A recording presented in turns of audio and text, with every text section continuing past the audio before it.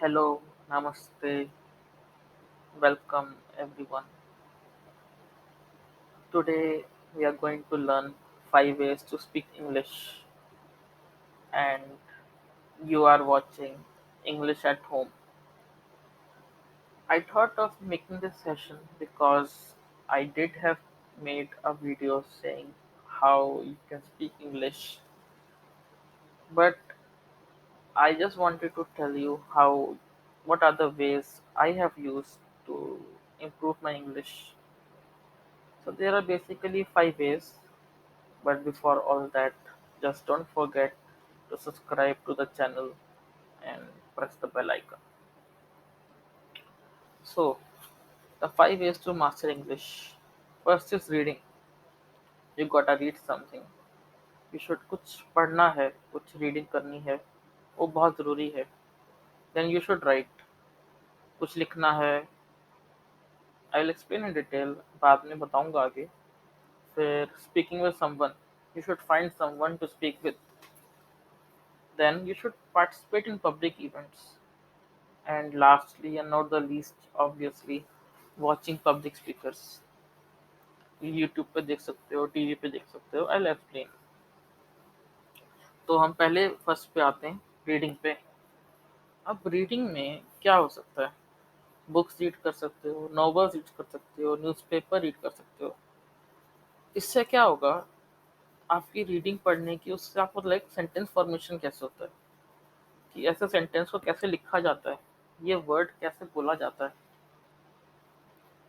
एक सेंटेंस कितना बड़ा हो सकता है, कितना छोटा हो सकता है, ये सब कुछ एक रीडिंग करके ही आता है. दो बुक्स हैं जो मैंने पढ़ी थी बहुत पहले, मगर इससे मेरा इंग्लिश बहुत इम्प्रूव हुआ है. तो फर्स्ट है वर्ड पावर मेड इजी. यहाँ पे आपको बताएंगे कि कौन से वर्ड्स कैसे प्रोनाउंस होते हैं, कौन से वर्ड्स का क्या मीनिंग होता है. क्योंकि अब एग्जाम्स में आप मेंस में जाओ, पीओ के, एसबीआई पीओ के मेंस में जाओ, आपको कुछ ऐसे वर्ड्स मिलेंगे जो आपको मतलब ही नहीं पता. अब ऐसा तो है नहीं कि रट्टे मारने पड़ेंगे, अब रट्टे तो मारने का टाइम है नहीं, और रट्टे मार के करोगे भी क्या, है ना. तो इसलिए ये बुक तुम्हें बताएगी कैसे करना है. उस वर्ड का मीनिंग अप्रॉक्सीमेट पता लग जाएगा उसको पढ़ के. सेकंड है कि the quick and easy way to effective English speaking. ये क्या होता है कि ये आपको बताएगा कि कैसे इंट्रोडक्शन देना है अपना, कैसे बॉडी में क्या क्या बोलना है, क्या चीज़ नहीं बोलनी है, कैसे कैसे प्रोनाउंसिएशन करनी है, कैसे वर्ड्स यूज़ करने हैं, ये सब कुछ ये आपको बताएगी सेकंड बुक. तो पढ़ लेना जब कभी टाइम मिले, बहुत इंटरेस्टिंग बुक है. और मैं खुद का स्टोरी बताऊं तो मैं हॉस्टल में हूँ, था मतलब, अभी भी हूँ, खैर मान लो घर के बाहर ही हूँ. तो सिंस 11th क्लास. तो उसके बाद वहाँ पे, अब हॉस्टल में सारा दिन तो पढ़ा जाता नहीं है, किताबें थोड़ी ना पढ़ोगे सारा दिन. तो I used to read novels, और उससे मेरा एक तो रीडिंग की स्पीड बढ़ गई, समझने की स्पीड बढ़ गई, और मोस्ट इम्पोर्टेंट इंग्लिश इम्प्रूव तो होती होती है. अब आते हैं सेकंड पे, राइटिंग. ये जो टाइपिंग करते हो आप मोबाइल पे, व्हाट्सएप पे, ये राइटिंग नहीं होती. ये तो होता है कि आप शॉर्ट फॉर्म में कैसे अपने आप को कहना चाहते हो, और उसका कहीं यूज़ भी नहीं होता. तो ये मोबाइल टाइपिंग तो बिल्कुल भाई राइटिंग है नहीं. राइटिंग तो होती है पेन और पेपर पे. रोज का कुछ एक पैरा लिखो, सेंटेंस फॉर्मेशन करेक्ट होना चाहिए, और कुछ नहीं देखना कि वो ए से जेड जा रहा है कि नहीं जा रहा, ना जाए, कोई प्रॉब्लम नहीं है. हमें तो भाई प्रैक्टिस करनी है लिखने की. और इससे लिखने से अगर कोई टॉपिक उठा लो अच्छे से, जो आपको लगता है कि आपके एग्जाम में आने वाले, इंग्लिश डिस्क्रिप्टिव में आने वाले, तो और भी बढ़िया. वो सोने पे सुहागे वाली बात हो जाती है. और अगर आपका मन नहीं है कि पेन एंड पेपर पे लिखें, टाइपिंग कर लो. एक माइक्रोसॉफ्ट की ऐप है वन नोट, मैं यूज़ करता हूँ उसको बहुत ज़्यादा. और या फिर आप वर्ड डॉक्यूमेंट उठा लो, कोई भी एम एस वर्ड उठा लो, उसमें टाइपिंग कर लो. बस टाइप करना है, अपने हाथों को चलाना है, पता लगे, तुम्हारे माइंड को पता लगे. टाइपिंग करते हुए क्या होता है या लिखते समय क्या होता है, हाथ चलते हैं, हाथों को आदत पड़ती है, आईज देखती हैं, आपकी बॉडी लैंग्वेज, हाथ हिलने का आपको पता लगता है कैसे लिखना जा रहा है, क्या लिखा जा रहा है, ये सब कुछ होता है. मैं तो राइटिंग में देखो, मैं पोएम्स और कोट्स लिखता हूँ यूजली, दिन के 3 या 4 लिख लेता हूँ. वही प्रैक्टिस हो जाती है मेरी। आपको भी करनी है, कुछ ना कुछ लिखो, प्रैक्टिस करो।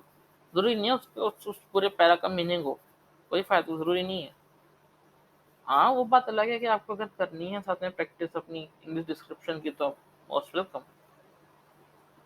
अगर आपको लगता है कि कोई चेक करने वाला नहीं है, किसको चेक कराएं, you can send me in the WhatsApp पे या टेलीग्राम पे, कहीं पे भी सेंड कर लो, इंस्टा पे सेंड कर लो, I check and I send you back. तो अब आता है थर्ड, स्पीकिंग विद समवन।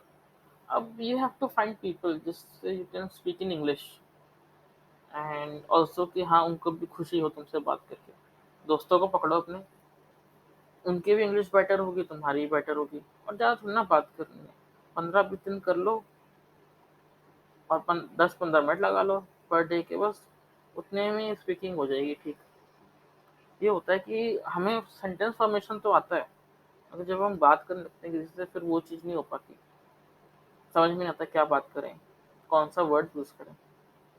तो और दूसरी चीज़ एक होती है कि जब शुरू शुरू में आप हिंदी को पहले सोचोगे कि मुझे क्या कहना है माइंड में, फिर उसको कन्वर्ट करोगे इंग्लिश में और फिर बोलोगे। इससे बेटर क्या है, धीरे धीरे क्या होगा, आप कन्वर्ट करना भूल जाओगे, आप सोचोगे इंग्लिश में ही और फिर आगे बोलोगे भी इंग्लिश में। अगर आपको नहीं मिल रहा कोई बात करने के लिए, we can have a phone call और टेलीग्राम कॉल और समथिंग, 5-10 मिनट का दिन का। You have to just set up with me. Like, I'm also preparing for exams, but yeah, I can help you out if you need. Fourth है कि भाई participate करना है पब्लिक इवेंट्स में। अब जैसे कोई स्टैंड अप इवेंट्स हो रहे हैं, कोई पोइट्री का इवेंट हो रहा है, कोई स्कूल इवेंट हो रहा है, कॉलेज इवेंट हो रहा है, तो पार्टिसिपेट करो। नहीं कोई इवेंट मिल रहा तो 5-6 लोग आपके दोस्त हैं जो एग्जाम की तैयारी कर रहे हैं, जो या चाहते हैं कि इंग्लिश, स्पोकन इंग्लिश ठीक हो जाए, एक ग्रुप बना लो। हर 10 दिन में एक वो रख लो, इवेंट सा रख लो कोई, जो उसका मन है बंदे का बात करे, आप करेक्ट करो उसको। छोटा सा अपना ग्रुप बना लो, जरूरी थोड़ी ना है कि आप स्टैंड अप में जाना है, but you have to participate in public event जहाँ 5-6 लोग हों, everybody listens to you, you listen to everybody, that's how you will learn, that's the only way. घर बैठ के और ये एक चीज रट रट के कोई फायदा नहीं है, because when you speak public speaking में या वैसे स्पीकिंग में, आपको वर्ड्स रट्टे हुए याद नहीं आते, वही याद आते हैं जो आपने बार बार पढ़े हैं, बार बार आपने बोले हैं। तो रट्टा मार के तो कोई फायदा है नहीं सिनोनियम्स, एंटोनियम्स और ये फ्रेजल वर्ड्स और सबका। ये तो जब तक आप यूज करोगे, जब तक लिखोगे, तब तक कोई फायदा नहीं। जैसे वो होता है ना, कहते हैं बीटिंग अराउंड द बुश, वो वाली चीज हो जाती है इसमें, कि आप मेन टॉपिक पे नहीं आते, आप आसपास घूमते रहते हो उसके। और फिफ्थ होता है वॉचिंग पब्लिक स्पीकर्स। अब ये है कि किसको देखें, सबकी इंग्लिश थोड़ी ना अच्छी होती है, अगर होती है तो हमें क्या पता कौन सी की इंग्लिश है। तो एक चैनल है यूट्यूब पे, टेड टॉक्स, कुछ 10 मिनट की वीडियो होती है, ज़्यादा नहीं होती।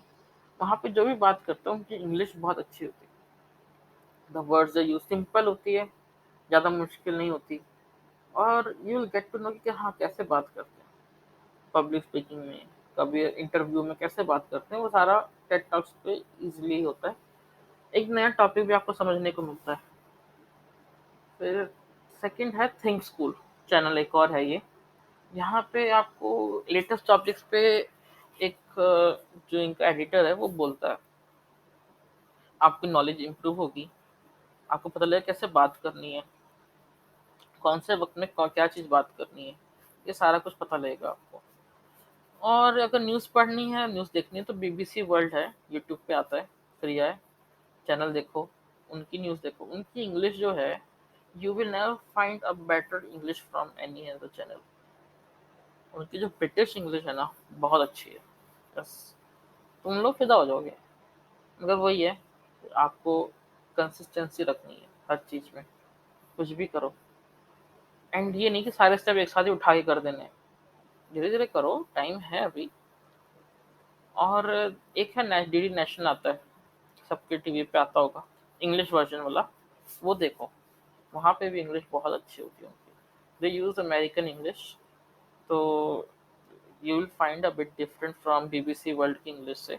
बट या, अगर इंडियन असेंट में चाहिए तो you can go for DD national. और अगर थोड़ा सा ब्रिटिश वे यो वे टाइप की है तो you can go for BBC world, Ted talks.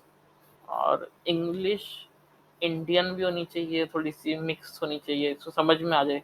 वो थिंक स्कूल पे जाओ, अच्छी है बहुत। अब काम क्या है तुम्हारे लिए?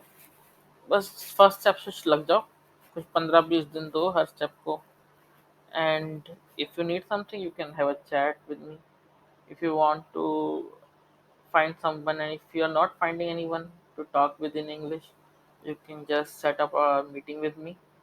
We can talk like some 10 minutes every day, or alternative days or weekends, whatever you feel like. We can just set up a meeting for that. And lastly, very thank you for listening to me. And you can reach out to me via Telegram, Insta, and WhatsApp.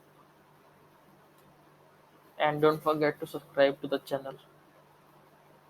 See you next time. Take care. Bye bye.